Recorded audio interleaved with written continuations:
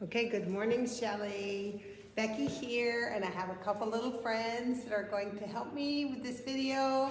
There's Patsy and there's Cole, but don't have any friends with you because if they bump into you or mess you up, it's bad. So, put all the other dogs away, get your bitch, get a good slip collar, and tie her up tight. I'm gonna tie her up to the kennel here. Usually I do it in the barn. You know, I have that breathing shed. I always use a slip knot. You want to do it as snugly as you can so that she doesn't have, she can't wiggle. And being up against a wall is good because that's one less place she can wiggle. Okay, another thing I use, this one's way too big, but is a coffee cup. That is invaluable for putting the semen in. You're gonna gently invert it a couple times to mix it. This is not semen, this is water. And don't underestimate how complicated this part can be or how important it is. I gave you a different kind of rod. I like those better. Push it on snugly. Make sure it's on snugly. Stick it in the tube and like from the middle or towards the bottom, gradually, slowly bring it up. Don't just yank it all up because you'll break their little tails, okay? So very slowly and gradually, you're going to be pulling the semen up. And when you get to the very bottom, here this is water, so I'm going to dump it out. When you get to the very bottom, pay close attention because you want to get the last little bit, but you don't want to get air. So see there's a little bit of air there. You want to stop before you get to that point. See there's air in there. So I'm going to very carefully push it out without losing any of the semen. Okay, so now you got this. You got your gloves on, and you're going to take some lube. This is a broken one, so I don't know if there even is any lube in there. No, apparently there isn't. But what I would do is I would put a glob on my finger, put it on the pipette, and another on my finger. So on my left hand, I'd have a glob of lube, and I'd have some on here. Not a ton, but enough. And so then you're all lubed up, right? So you can't touch anything. And I would have like a clean towel or something around you in case you drop this, because it's awkward. So the other things that's real important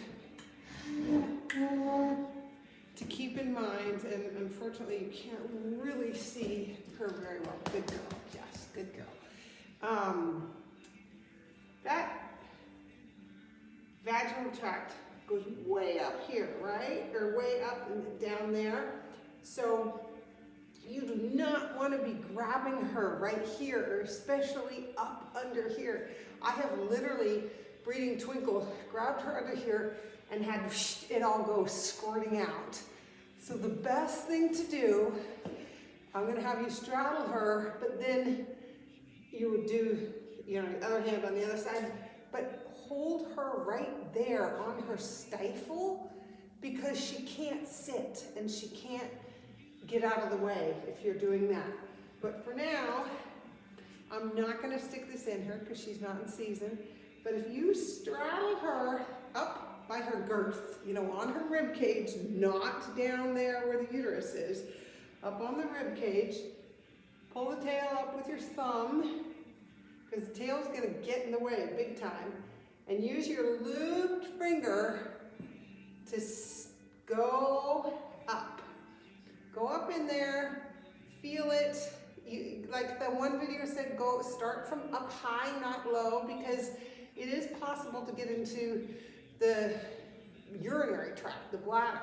I've never had that happen, so don't worry about it too much. But put your lube, get your finger up there as far as you can go. Then take your pipette and you want to run it.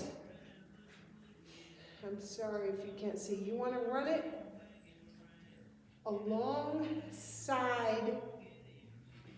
your finger. So your finger's in there. So see? So your finger's in there, and you're going to run the pipette up along the bottom of your finger for as far as you can go. Now obviously the pipette is a lot longer than your finger. So your finger's in there, you're running the pipette up alongside, here, Jess. Good girl, you're a good girl. You're running the pipette up along your finger like that, and then you're gonna get past your finger, obviously. So the vaginal canal has got a bunch of folds, like a turtleneck. So the lube is really helpful. The more ready she is, the easier this is gonna be. But keep gently trying to work your way up, and you can stop and pull it out a little bit and twist. But remember, you're holding at this point the pipette, not this. Okay, don't hold the syringe, hold the pipette, work it up, work it up.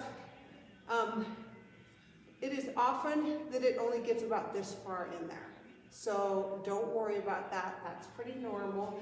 With those blue things, if the bitch is really ready, I have gotten it all the way in before, which is great. So again, just gently work your way up, pull out, twist, you know, not all the way out. You don't have to go all the way out, just restart. If you really can't go any farther, of course, don't push too hard. But if you're even this far in, that's okay. You know, that's okay. So then you're gonna, you know, and what's gonna happen is you're gonna be headed up quite a bit, and then it might straighten out a little bit and go more back. So you do want to go up, but not constantly. You're going to hit a little lump and then go back. And so when you get it in as far as you're comfortable, if you're pushing up against something, you can't go any farther, pull back just a tiny bit, because you don't want this bumped up against something hard, right? And then, you know, with your finger still in there, this is a little awkward, so, you know, be ready for it. Put your, you know, hands on the loop, and slowly push it up there, right? All the while, you're still straddling her, you've got your finger in there. And if she gets really bad and squirrely, you can literally hold on to her with your finger in there. I mean, they try and sit, you can hold them up with that. Better than the tail, you don't want to hurt her tail. So they're pretty strong with this. So, oops, Scott's here to be a part of this video. So then once you put it all the way, you get everything in, you pull it back out, and I immediately grab their back legs and elevate them like this a lot for just a little bit, just maybe a minute or two, and you can sit there and feather her, touch her like this, you know, so let maybe a minute go by then. And hang on, if they want to wiggle, make sure you're grabbing her legs back right here. Gently let her down. Don't let her go slamming down. And stand here like this, holding her legs. Tell her she's a good girl. That's a good girl for standing. And feather her. Just touch. This is what's great about the gloves. Touch, touch, touch. Keep your knees on the rib cage, not down here. And you can stand up and rest a bit. Set the timer on your clock on your phone for 20 minutes. Seriously. Feather, feather, 20 minutes. If she's being really good, keep a hand on the stifle, keep a hand on the stifle. And you can pull up a chair. Hold the stifle so she can't sit, she can't wiggle around. You can lift the tail up. You can feather, feather. It's almost better. Sometimes I even put a leg in front of the stifle so they can't sit. Again, not up on the tummy, in front of her stifle. It's almost better if you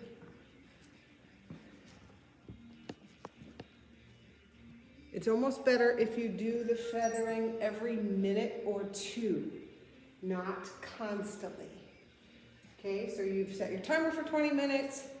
You're gonna have a foot or a hand in front of her stifle the whole time so she can't sit. You're gonna feather her randomly for every 2 or 3 minutes.